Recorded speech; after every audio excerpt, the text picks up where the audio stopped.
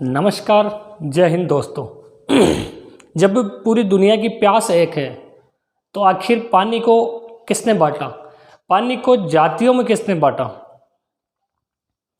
जब एक कुत्ता, एक जानवर भरे तालाब से पानी पी सकता है, सार्वजनिक तालाब से, लेकिन एक दलित, एक अछूत, एक वंचित वहाँ से पानी क्यों नहीं पी सकता? बात करेंगे दोस्तों आज उस महामानव की, उस महापुरुष की, उस संविधान के पालनकर्ता की, जिसने कहा था कि अधिकार मांगने से नहीं मिलते, अधिकारों के लिए संघर्ष करना पड़ता, लड़ना पड़ता है, अपने अधिकारों को छीनना पड़ता है। ये जनता, ये मनुष्य ऐसा ही नहीं है जो आपको अधिकार आपके कहने से दे देगा।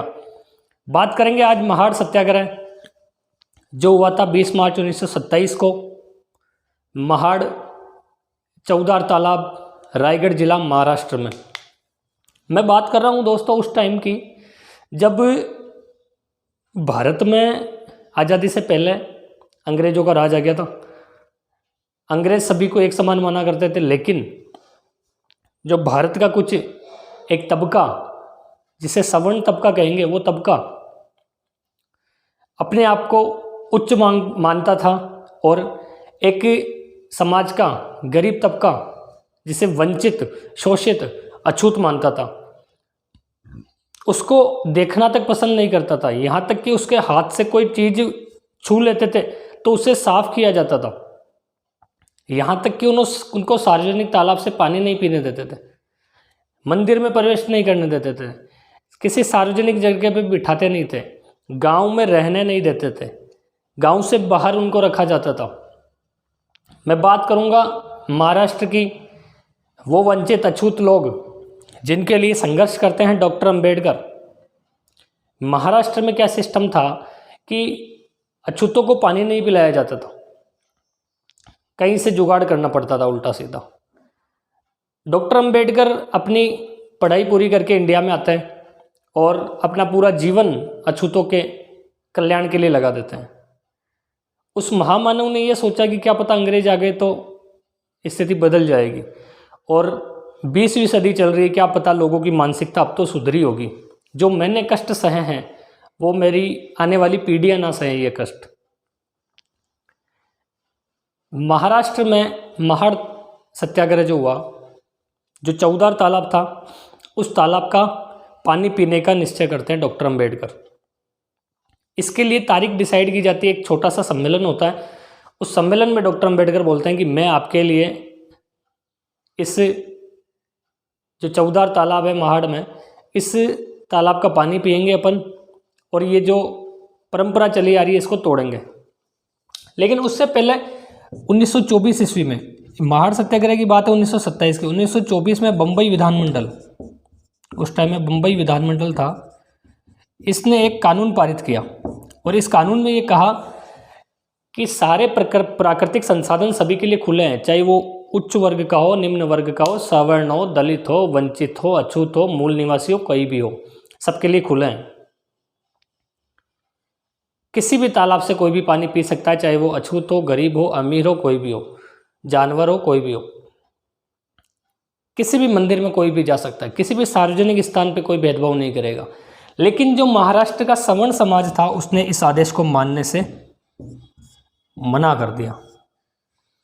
आप सोच सकते हो कि एक तालाब, चौदार तालाब, जिससे एक मुस्लिम पानी पी सकता है, एक हिंदू पानी पी सकता है, एक सवर्ण पानी पी सकता है, एक ईसाई पानी पी सकता है, एक पारसी पानी पी सकता है, एक जैन पानी पी सकता है, यहाँ तक कि एक कुत्ता पानी पी सकता है, एक जानवर पानी पी सकता है, लेकिन एक अछूत, तथाकथित अछूत पानी नहीं पी सकता, एक वंचित पानी नहीं पी सकता, एक दलित पानी नहीं पी सकता।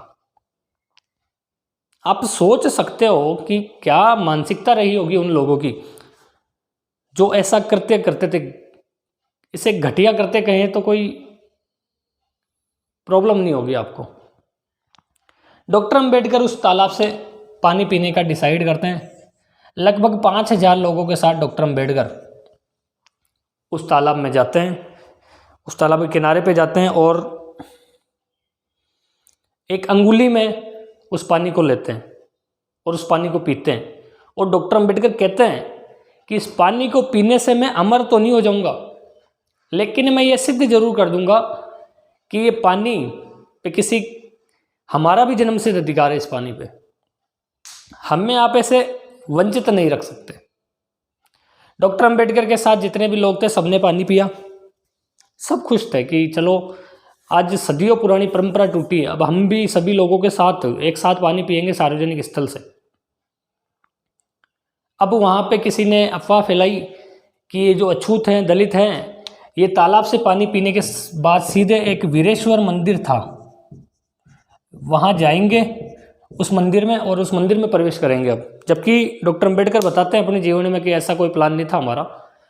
जब उस मंदिर में जाने की अफवाह फैलती है तो वहाँ का जो सवर्ण समाज था वो लाठी भाटे लेके मैदान में उतरता है और उस जो 5000 की भीड़ थी डॉक्टर अंबेडकर के साथ, उसमें बच्चे, बुजुर्ग, महिला, पुरुष सबको मारा पीटा जाता है।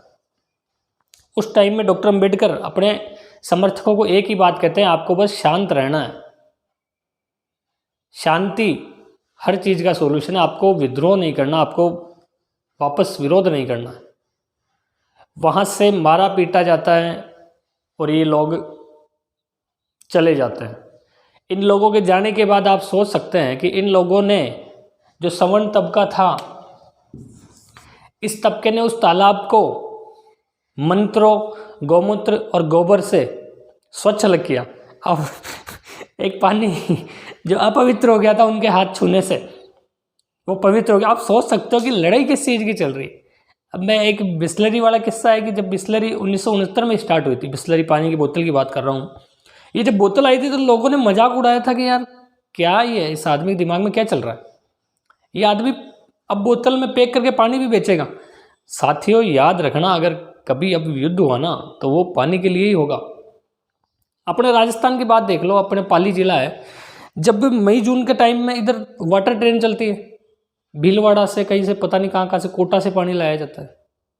ये तो आज की बात है, जब पानी नहीं है तब परिस्थितियाँ बहुत बदल चुकी है। आज ऐसा सवर्ण दलित इतना नहीं है, नहीं लगता मेरे नज़र में इतना नहीं है, लेकिन उस टाइम में पानी पीने के लिए सोच लो क्या क्या करना पड़ता था।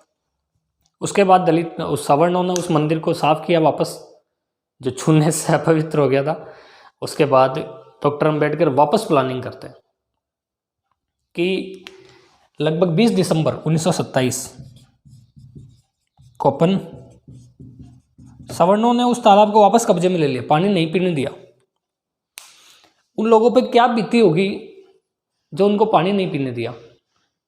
20 दिसंबर 1927 को डॉक्टर अंबेडकर वापस प्रयास करते हैं, अपने समर्थकों को इकट्ठा करते हैं। लोग उनके इशारे पे वापस आ गए कि कोई बात नहीं, लाठी खाएंगे लेकिन अपना अधिकार लेके रहेंगे, जो पानी पीने का अधिकार है वो नहीं छोड़ेंगे।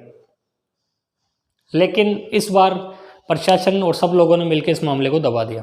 डॉक्टर अंबेडकर ने कहा ये लोग ऐसे नहीं मानेंगे, अब हो सकता है कानूनी लड़ाई लड़े। एक कानूनी लड़ाई बम्बई विधानमंडल का जो आदेश था इन्होंने नहीं माना, लेकिन क्या पता अब हाई कोर्ट में चलते हैं और वहाँ से कुछ रियायत लेके आते हैं। 1927 की बात है, 9 साल लगे डॉक्टर अंबेडकर को। 1936 के अंदर डॉक्टर अंबेडकर ये अधिकार लेके आते हैं कि प्रकृति के जितने भी संसाधन हैं उन पे सभी का अधिकार है, अमीर हो, गरीब हो, सवर्ण हो, दलित हो, उच्च वर्ग हो, निम्न वर्ग हो, कोई भी हो, किसी प्रकार का कोई भेदभाव नहीं किया जाएगा। तब जाके ये मिथक जो वर्षों से चला आ रहा था टूटता है कि दलित के छूने से पानी कोई अपवित्र नहीं हो जाता है। तो ये दोस्तों कहानी थी उस महान सत्याग्रह की जिसको डॉक्टर अंबेडकर करते हैं और दलितों को उनका अधिकार दिलाते हैं।